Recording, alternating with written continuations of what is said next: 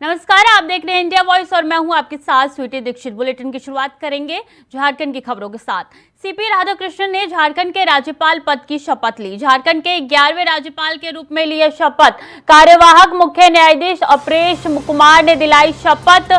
CM Soren समेत कई नेता शपथ ग्रहण में मौजूद। तो झारखंड के 11वें राज्यपाल बने हैं। आपको बता दें कि तमाम बड़े नेता और खुद सीएम मुख्यमंत्री भी वहां पे मौजूद है। तो बड़ी खबर, कार्यवाहक मुख्य के रूप में शपथ ली है। आपको बता दें सीएम हेमंत सोरेन भी इस शपथ ग्रहण में मौजूद थे। न्यायाधीश अपरेश कुमार ने शपथ दिलाई है। बड़ी जानकारी, राज्यपाल के रूप में ली शपथ। कार्यवाहक मुख्य न्यायाधीश अपरेश कुमार ने दिलाई शपथ। तो झारखंड के 11वें राज्यपाल के रूप में ली है शपथ। बता दें आपको कि झारखंड को उसका 11वां राज्यपाल मिल चुका है। कार्यवाहक मुख्य न्यायाधीश अपरेश कुमार ने दिलाई शपथ।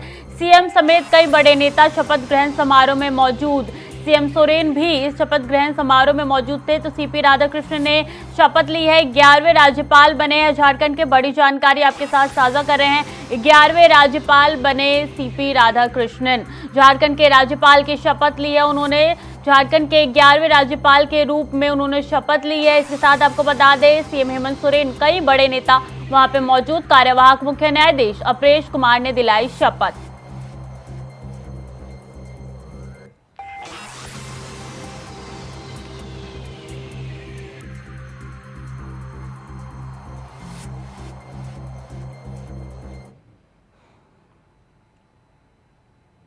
देश में अगले आम चुनाव को लेकर बिहार के सीएम नीतीश कुमार ने कहा कि भारत जोड़ो यात्रा के बाद अब कांग्रेस को आगे आना चाहिए और विपक्षी एकजुटता में देरी नहीं करनी चाहिए। पटना में आयोजित सीपीआई-एमएल के राष्ट्रीय कन्वेंशन में सीएम ने पीएम पद को लेकर कहा कि नेतृत्व को लेकर मेरी कोई व्यक्तिगत इच्छा नहीं है, हम तो केवल बदलाव चाहते हैं, जो सब तय करे वही होगा। नीतीश ने कहा कि अब कांग्रेस को आगे आकर फैसला करना चाहिए और विपक्षी एकजुटता में देरी नहीं करनी चाहिए। अगर 2024 को लोकसभा चुनाव सब मिलकर लड़े तो बीजेपी 100 से कम सीटों पर सिमट जाएगी। हम तो चाहते हैं कि अधिक से अधिक लोग एकजुट हो जाए। ताजा पाए हुए हैं, ताकि के माध्यम से आपके पार्टी के नेतृत्व को हम अनुरोध करेंगे कि जल्दी से जल्दी फैसला करिए और हम लोग को बुला करके बात कर लीजिए कि कहां और किनके साथ एकजुट होकर के अगला चुनाव लड़ना है। ये जिस दिन फैसला कर दीजिएगा और उसी दिन हम सब लोग एकजुट हो जाएंगे, हम मिल करके लड़ेंगे, तब जान लीजिए आप अच्छी तरह इनसे मुक्ति हो जाएगी। और अगर आप लोग ठीक से सोच करके चलिएगा, जो हम कह रहे हैं शुरू से, हम इंतजार करेंगे। अगर मेरा सुझाव को अगर मान लीजिएगा, कहीं 100 के नीचे जाएंगे, जान लीजिए। अब मेरा मसला नहीं मानिएगा तो क्या होगा आप जानिए, आप लोग जानिए। हमको यही कहते हैं कि जल्दी से जल्दी फैसला करें। हम जो जाके विभिन्न पार्टियों को भी हमने कहा कि भाई अलग अलग मत, तो उन लोग भी बात किया था, कुछ बातें नहीं हुई है। अब तो सब फिर बात करना चाह रहे हैं। तो कृपा करके कहेंगे कि कोई, अगर आप लोग इस बार ये सोच लीजिएगा पूरे देश के हित में, तो आपको भी फायदा होगा और देश को भी फायदा होगा। बिहार की राजनीति के एंग्री यंग मैन यानी कि सुधाकर सिंह ने एक बार फिर से मुख्यमंत्री नीतीश कुमार के खिलाफ मोर्चा खोला है। पूर्व कृषि मंत्री ने वीडियो जारी कर नीतीश कुमार को कहा कि खेत में कोई विकास नहीं हुआ। सुधाकर सिंह ने बिहार सीएम को ओपन लेटर लिखकर कई गंभीर सवाल उठाए हैं। भूमि अधिग्रहण के मुआवजे को लेकर कहा कि नीतीश कुमार ने गफलत में रहना का नया शौक पाला है। निजी स्वास्थ्य पर इसका असर नहीं पड़ेगा, लेकिन गफलत में रहना छोड़ दीजिए। आगामी चुनाव में अपने पसंद का कोई भी क्षेत्र चुन ले, जनता इसका जवाब देगी। बिहार की जनता का उन पर से भरोसा उठ चुका है।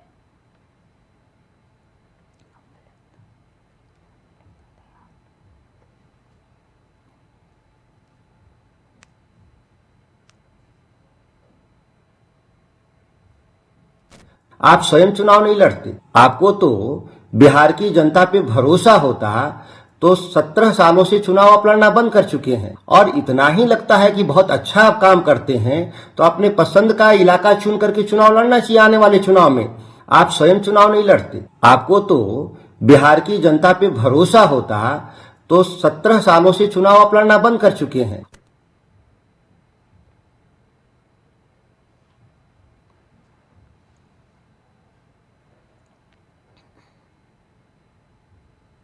सीधा चलेंगे दिल्ली, जहां मेयर चुनाव को लेकर केजरीवाल प्रेस कॉन्फ्रेंस कर रहे हैं।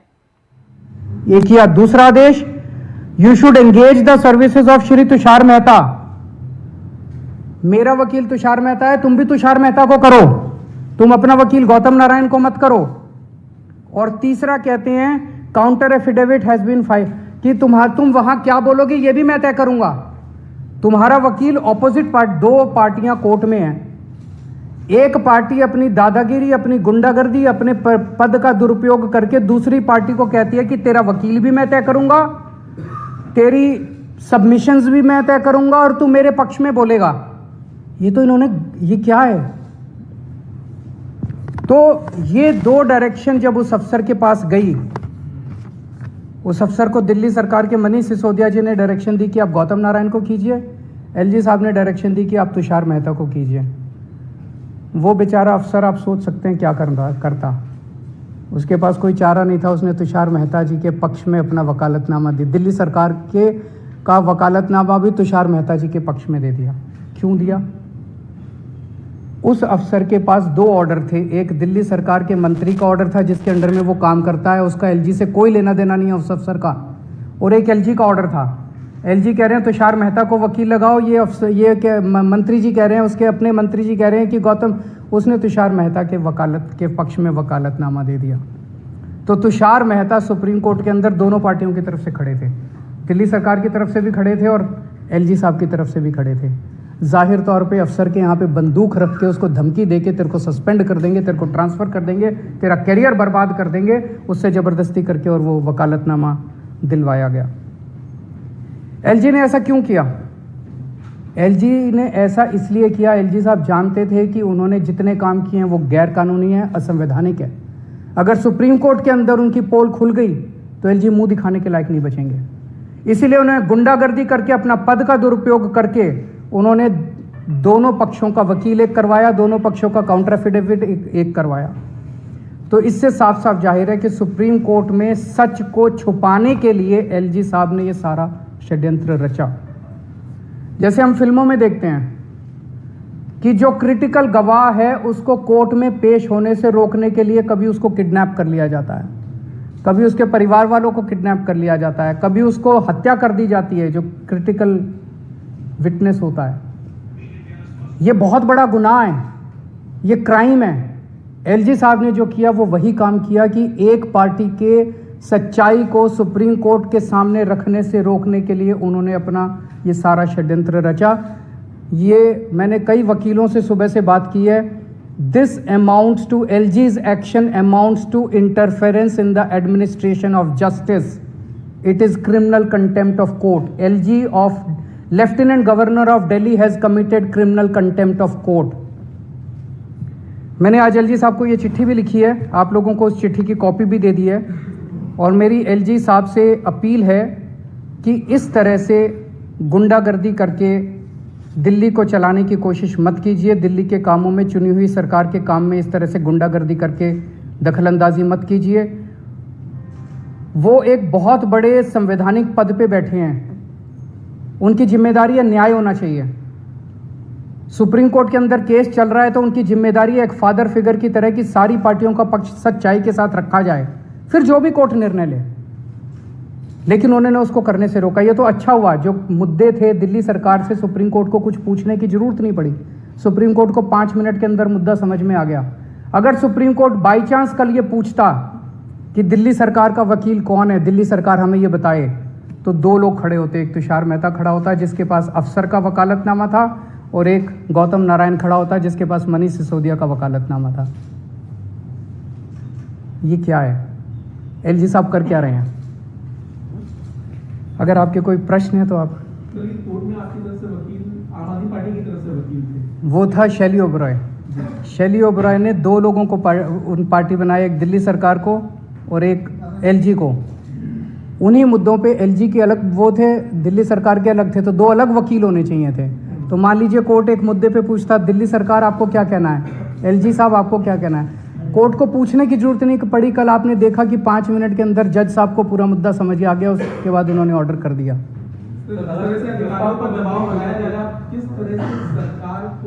भविष्य में देख रहे हैं या कामकाज को नहीं करेंगे, संघर्ष कर रहे हैं, लड़ रहे हैं। अंत में सच्चाई की जीत होगी, अंत में जनतंत्र की जीत होगी, संविधान की जीत होगी। संविधान को कुचल रहे हैं। एलजी साहब एक बार नहीं कई मौकों पे कह चुके हैं, मैं संविधान को नहीं मानता, मैं सुप्रीम कोर्ट के आदेशों को नहीं मानता। ऐसे एलजी के साथ कैसे दिल्ली चल सकती है, कैसे देश चल सकता है?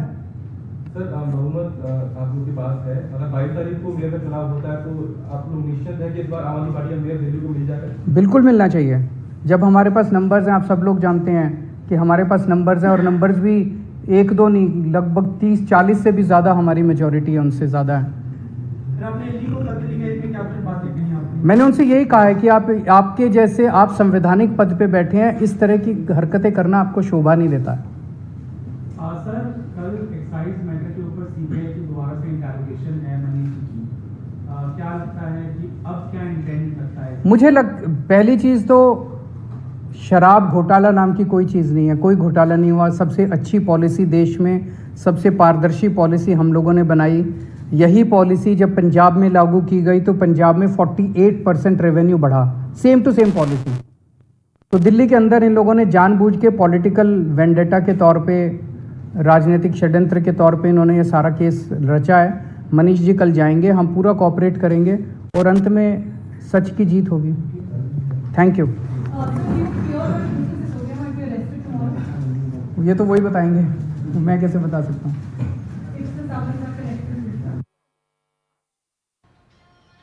तो दिल्ली के मेयर मामले में जो है केजरीवाल का बड़ा आरोप राज्यपाल पे, एलजी ने एससी में सच्चाई बताने से रोका। तो सीएम केजरीवाल का यह आरोप है, एलजी ने तुषार मेहता को वकील बनाने के आदेश दिए। सीएम केजरीवाल ने ये सब आरोप लगाए हैं एलजी पे। आपको बता दें कि एलजी ने वकील को लेकर सेक्रेटरी को आदेश दिया है।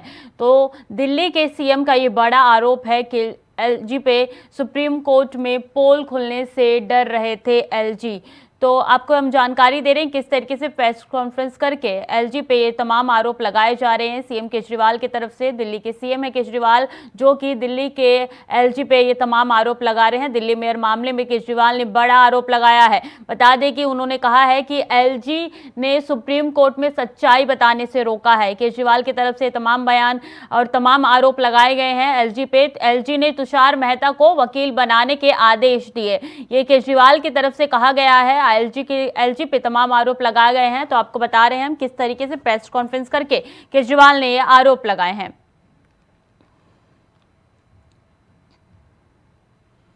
अब बात पीलीभीत की करेंगे। स्वास्थ्य विभाग की बड़ी लापरवाही, मृतक महिला को इलाज के लिए जिला अस्पताल किया रेफर। पीलीभीत में प्रसव के दौरान हुई थी महिला की मौत। परिवार वालों ने अस्पताल में काटा हंगामा। घटना के बाद परिवार में मचा कोहराम। परिवार वालों ने स्वास्थ्य विभाग पर लगाए गंभीर आरोप।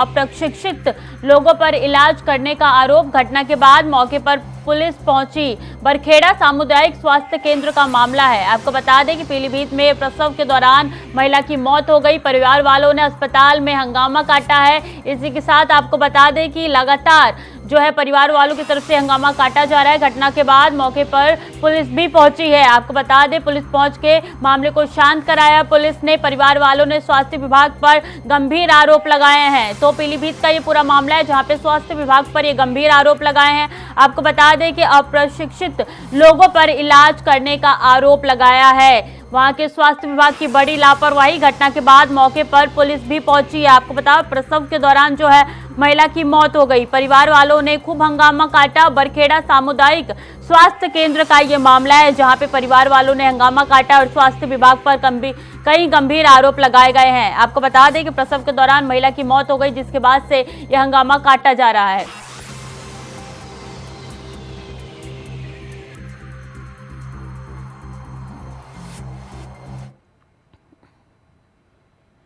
क्या आपने कभी सुना है कि कोई मिठाई मौत का कारण बन सकता है? जी हाँ, सुनने में अजीब है लेकिन सच है। रसगुल्ला खाने की चाह एक शख्स को मौत के मुंह में भेज देगी, ये खुद उस शख्स को भी नहीं पता होगा। आखिर क्या है पूरा मामला और कैसे बना रसगुल्ला मौत का कारण, देखिए इस रिपोर्ट में।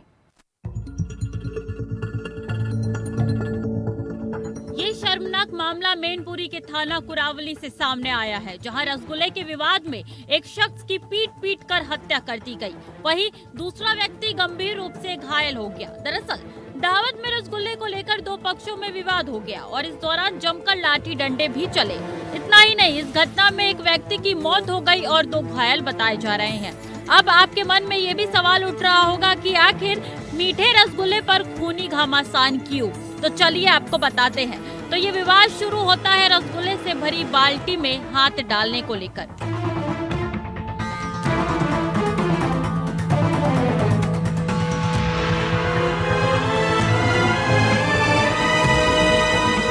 बता दें कि गांव बिकापुर में बाराती खाना खा रहे थे। उसी दौरान गांव के ही कुछ लोगों ने रसगुल्ले से भरी बाल्टी में हाथ डाल दिया, जिसको रोकना 55 वर्षीय रणवीर को भारी पड़ गया और उसकी दबंगों ने लाठी डंडे से पीट कर हत्या कर दी, जिसके बाद शादी का घर मातम में तब्दील हो गया। सूचना मिलने पर पुलिस की टीम मौके पर पहुंची, जहां शव को कब्जे में लेकर पोस्टमार्टम के लिए भेज दिया गया है। पुलिस ने मामले में एक आरोपी को गिरफ्तार किया है।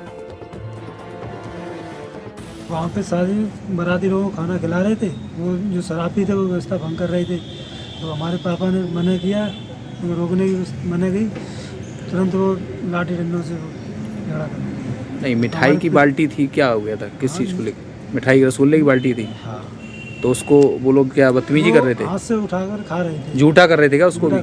तो उसको रोकने का प्रयास किया। हाँ, पापा ने हमारे रोकने का प्रयास किया, तो तुरंत लाठी मारने लगे। तुरंत जो घटना करने वाले थे क्या गांव के ही हैं वो लोग? गाँव के पुलिस ने एक को शायद किसी को एक को पकड़ लिया। घायलों को जिला अस्पताल से हायर सेंटर रेफर किया गया है। एक पक्ष से मृतक रिश्ते में जीजा है, तो वहीं साला गंभीर तौर पर घायल है। दूसरे पक्ष का भी एक व्यक्ति घायल है। पुलिस ने हत्या का मामला दर्ज किया है। पुलिस आरोपी की गिरफ्तारी में जुटी हुई है। मैनपुरी से मुकेश की रिपोर्ट, इंडिया वॉइस।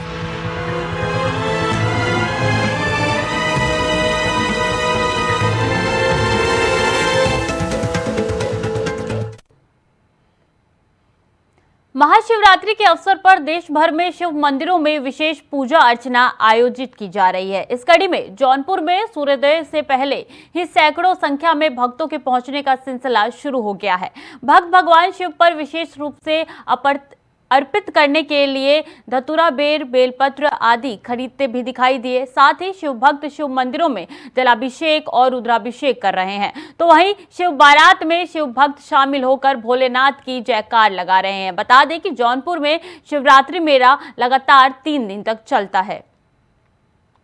शिव की ज्योति से वो नूर मिलता है, सबको दिलों में सुरूर मिलता है। जो भी आता भोलेनाथ के द्वार उसे कुछ ना कुछ जरूर मिलता है।